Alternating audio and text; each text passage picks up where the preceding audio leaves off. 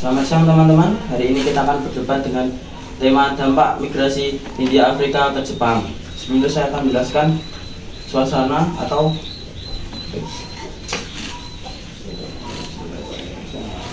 Jepang sedang mengalami masalah penurunan jumlah penduduk dan penurunan usia. Karena itu banyak pekerja dari Jepang dan Afrika yang datang ke Jepang untuk bekerja.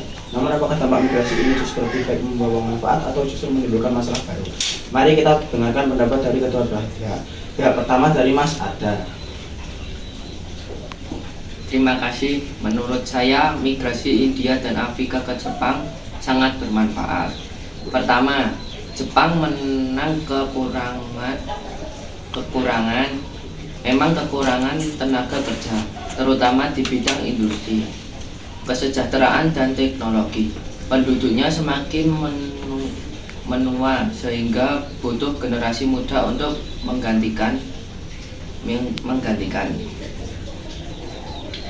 Migran dari India dan Afrika dapat mengisi kekosongan tersebut. Kedua, mereka membawa keahlian yang berharga.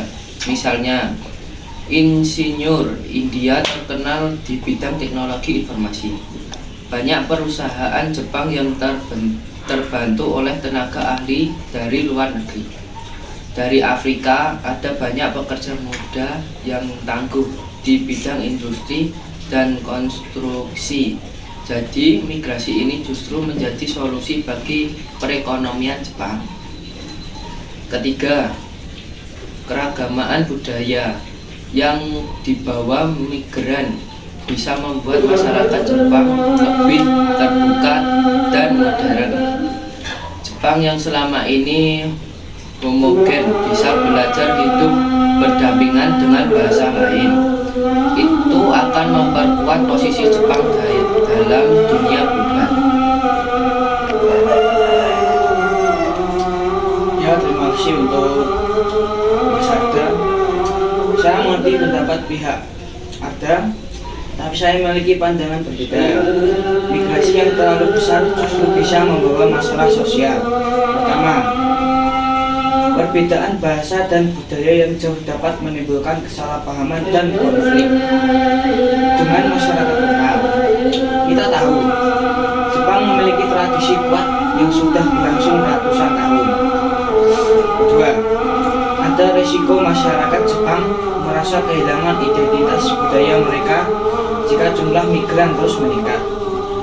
Jepang adalah negara yang homogen, berbeda dengan Kanada atau Amerika yang memang terbiasa dengan keberagaman. Ketiga, tidak semua migran bisa beradaptasi dengan mudah. Jika mereka kesulitan berbahasa Jepang, sulit mendapat pekerjaan, atau mengalami diskriminasi, maka bisa timbul masalah pengangguran, bahkan segregasi sosial. Jadi, menurut saya, Jepang harus berhati-hati dan membatasi jumlah migran.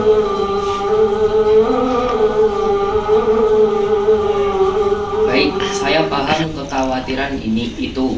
Tetapi menurut saya solusinya bukan dengan menolak migran, melainkan dengan membuat sistem integrasi yang baik. Pemerintah Jepang bisa menyediakan kursus bahasa Jepang, pelatihan kerja, dan program budaya agar para migran bisa beradaptasi. Selain itu, kita tidak boleh lupa bahwa Jepang sangat membutuhkan tenaga kerja muda. Tanpa migran, banyak sektor ekonomi bisa melemah, terutama di bidang teknologi, kesehatan, dan perawatan lansia. Jadi, migran ini bukan ancaman, melainkan peluang besar jika dikelola dengan benar. Baik, terima kasih.